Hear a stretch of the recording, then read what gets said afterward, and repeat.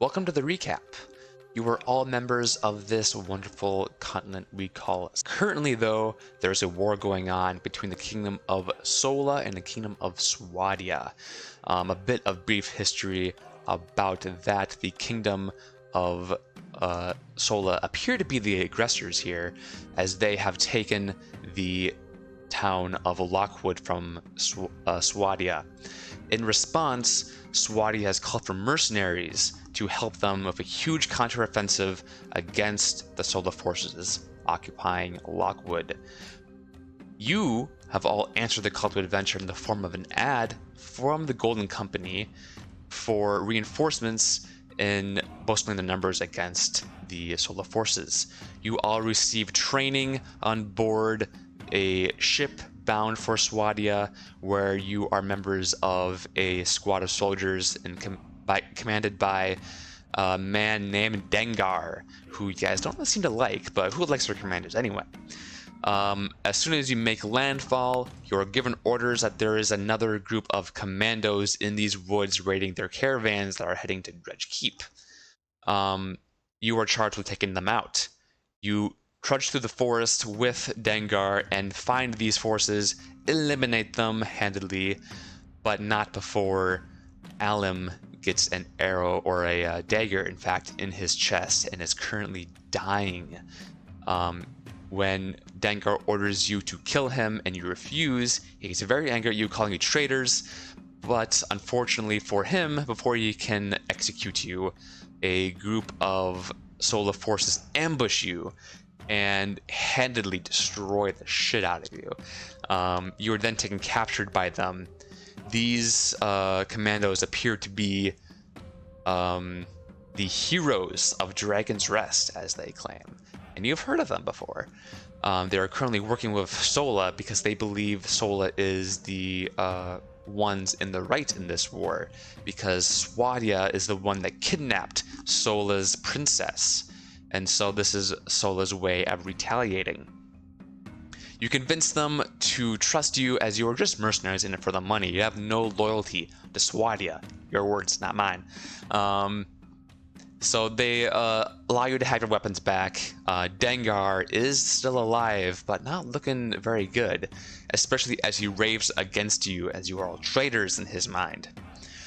Making your way to rendezvous with the Sola forces in Lockwood, you are ambushed again in the woods by a superior force. You recognize that this is a losing battle and get the heck out of Dodge, but not before kicking Dengar while he is down. And then you get lost in the dark forest looking for any way out. Wandering aimlessly through the woods in search of the plot, you end up at this nice monastery in the middle of the woods, very secluded. And entering said monastery, you're greeted by this very nervous monk, who welcomes you as a pilgrim, but tries to shoo you away as sounds of the rain at night are punctured by the screams of a young woman, who seems to be coming from this little offshoot of the monastery next to the sheepfold. But the monk brings you into the main room and tells you to wait for Father Dory, and he will see you soon. Later, Father Dory does enter. His knuckles seem to be a bit bruised, and he seems to be hiding something. But he does offer you guys lodgings for the night, and tells you that supper and prayer the next morning will commence at dawn. He does mention that this is also a monastery of the god of Kepler, which you know is also the name of the furthest moon. And as you go to your lodgings for the night, you are met with Brother Troy. And Brother Troy has a request of you. He goes, "I can tell you're not just pilgrims, you're adventurers, and there is someone here who needs your help. Her name is Sister Mika." And you can surmise that Mika is the one you heard earlier. And through some coercion, Troy does tell you that yes, Father Dory has been mistreating her ever her whole life. Her whole life grew up in this monastery, and usually Brother Troy is the one who can save Mika from that fate, but Brother Troy's leaving soon. He's leaving for the monastery in Jekyllheart. So he pleads with you to take Mika with you to save her from her fate here. Just watch over her. It's auto-saving. So you go to your bunks for the night, which are over here, and you see a woman in the corner. She is crying, but when you enter, she puts on a brave face.